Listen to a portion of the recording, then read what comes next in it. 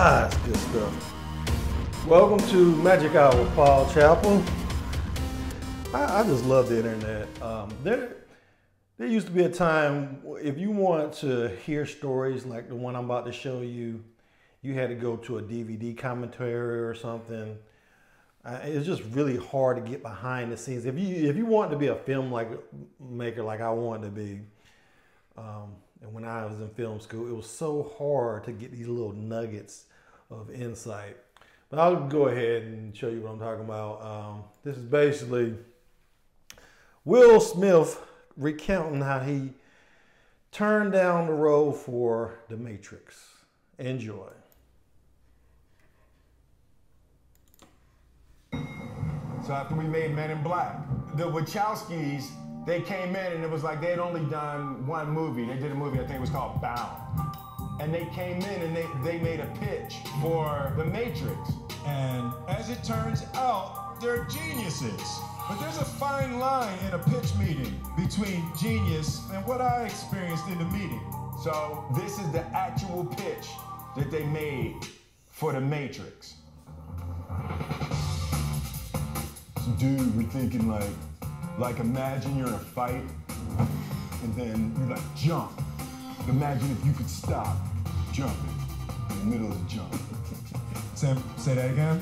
But then people could see around you 360 while you're jumping, while you stop jumping, right? And then we're gonna invent these cameras, and then people can see the whole jump while you stop in the middle of the jump.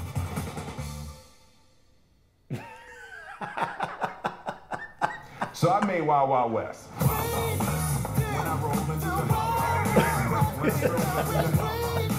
I'm not proud of it. Like, you know, you see people on that Monday, I was walking around, hey guys, sorry. Hey, listen, I'm working on Bad Boys 2. Don't worry about it, sorry. But it ain't like it would have been that, like Keanu was perfect. Lawrence Fishburne was perfect. If I had done it, because I'm black, and Morpheus wouldn't have been black. Because they were looking at Val Kilmer. So I was gonna be Neo, Val Kilmer was gonna be Morpheus. So I probably would have messed the Matrix up. I would have ruined it. So I did Jaw a favor. Oh, man.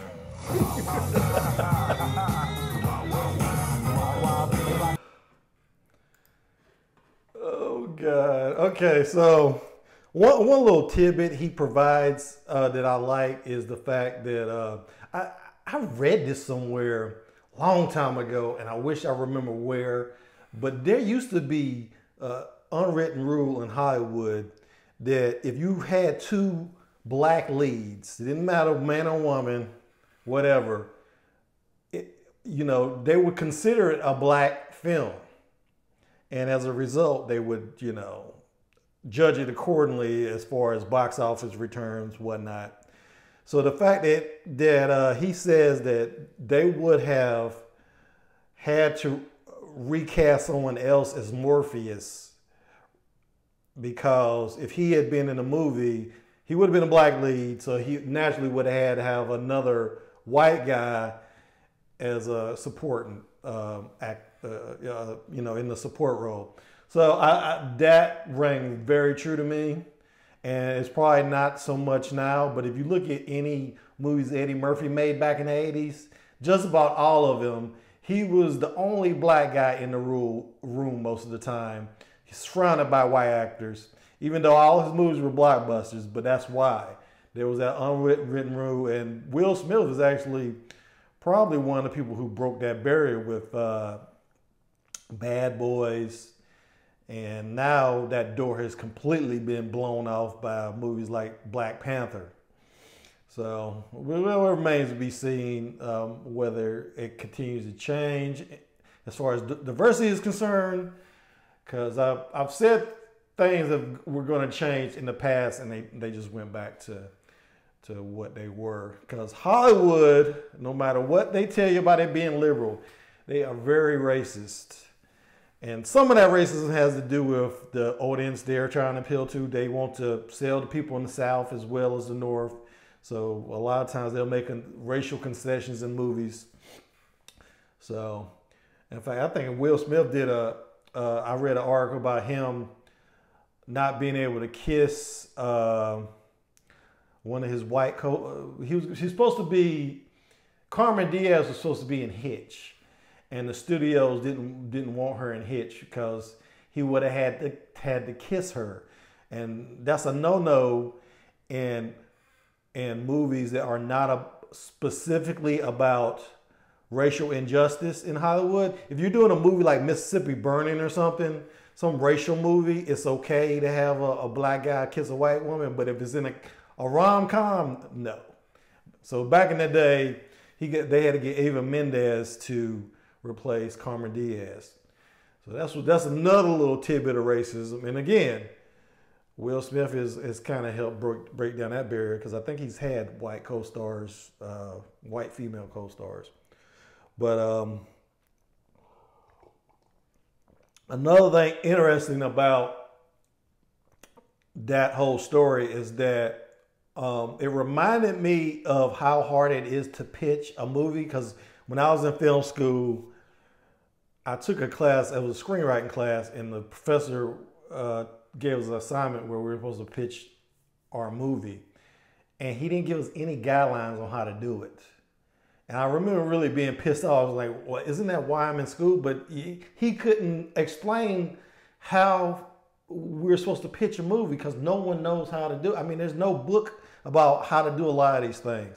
So it rings true to me that they went to Will Smith and they pitched the movie, and it didn't turn out very well. In fact, I have heard them talk about how hard it was to pitch people this movie, and Will Smith was probably their first choice. And after that, after having failed, they probably refined their pitch until they got Keanu Reeves. Now, another thing to note about The Matrix, Keanu Reeves was not even their second choice. It was actually Johnny Depp. Johnny Depp actually auditioned for the role, and they liked him better for the role because emotionally he got Neo a lot better than some of the other actors. But they went with Keanu Reeves because Keanu Reeves, believe it or not, actually was able to understand the concept in the movie, all the abstractions about the Matrix and people being batteries and all that stuff. He actually understood it a lot better than Johnny Depp did. So that's why they went with him. So this is a very interesting little a story, and I feel like alternative history, because I would actually pay to see a Will Smith version of The Matrix. I like the little clips where he put himself in the movie, and they used the green tinted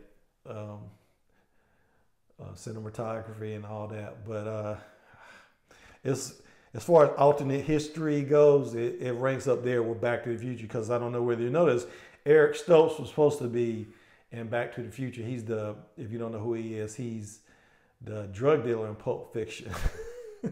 He actually shot 2 weeks worth of footage before Robert Zemeckis just decided, hey, this isn't working. We really need Michael J. Fox, and the rest, as they say, is history. And that's how we got Michael J. Fox in the Back to the Future. And interesting to note too, both of those, Matrix and the Back to the Future, had the same problem.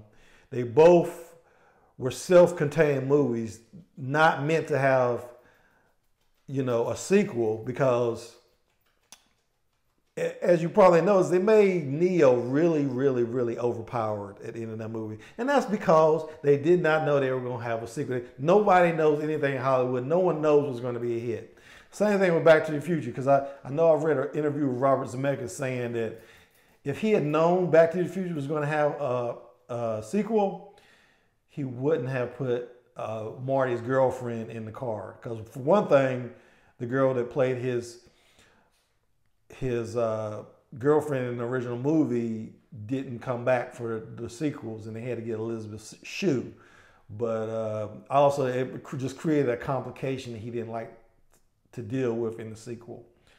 But yeah, so I just find all this very fascinating. But that's all I got for today. I would like to thank my new subscribers. If you haven't hit that subscribe button, go ahead and do it. What are you waiting for? And that's all I got. Thanks for watching. I will see you when I see you.